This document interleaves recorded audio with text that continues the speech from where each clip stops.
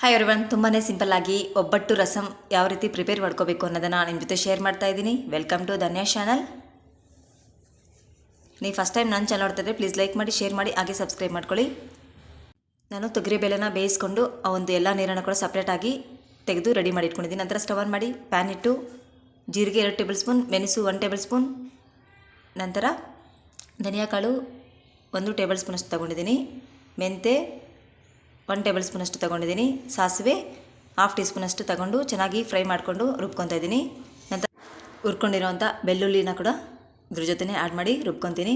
ನಂತರ ಹಸಿ ಕೊಬ್ಬರಿನ ಕೂಡ ತುರಿದುಕೊಂಡು ರೆಡಿ ಮಾಡಿ ಇಟ್ಕೊಂಡಿದ್ದೀನಿ, ಅದನ್ನು ಕೂಡ ಇದ್ರ ಜೊತೆ ಆ್ಯಡ್ ಮಾಡಿ ತರಿಯಾಗಿ ರುಬ್ಕೋಬೇಕು.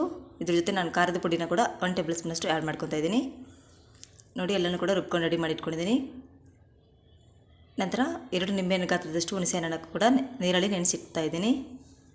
ನಂತರ ಸ್ಟವ್ ಆನ್ ಮಾಡಿ ಪಾತ್ರೆ ಇಟ್ಟು ಆಯಿಲ್, ಸಾಸಿವೆ, ಕರಿಬೇವು, ಈರುಳ್ಳಿ 1, ನಂತರ ಒಣಮೆಣಸಿನಕಾಯಿಯನ್ನು ಕೂಡ ಆ್ಯಡ್ ಮಾಡಿ ಆ ಒಂದು ಎಲ್ಲ ನೀರನ್ನು ಕೂಡ ಇದ್ರ ಜೊತೆ ಆ್ಯಡ್ ಮಾಡ್ಕೊತಾ ಇದ್ದೀನಿ. ನಂತರ ಹುಣಸೆಹಣ್ಣನ್ನು ಆ ಒಂದು ನೀರನ್ನು ಕೂಡ ಇದ್ರ ಜೊತೆ ಆ್ಯಡ್ ಮಾಡಿ ರುಚಿಗೆ ತಕ್ಕಷ್ಟು ಉಪ್ಪು, ಅರಿಶಿನ ಪುಡಿ 1/2 ಟೀ ಸ್ಪೂನಷ್ಟು ಆ್ಯಡ್ ಮಾಡಿ ಒಂದು 20 ನಿಮಿಷ ಚೆನ್ನಾಗಿ ಕುದಿಯೋವರೆಗೂ ಕೂಡ ಕುದಿಸ್ಕೋಬೇಕು.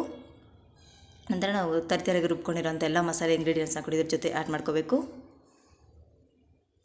ನಾವು ಬೇಕಾದರೆ ಇದನ್ನು ಆಯಿಲ್ ಜೊತೆ ಕೂಡ ಡೈರೆಕ್ಟಾಗಿ ಆ್ಯಡ್ ಮಾಡಿ ನಂತರ ನೀರನ್ನು ಆ್ಯಡ್ ಮಾಡ್ಕೋಬೋದು. ನೋಡಿ, ಎಲ್ಲನೂ ಕೂಡ ಚೆನ್ನಾಗಿ ಮಿಕ್ಸ್ ಮಾಡ್ಕೋಬೇಕು.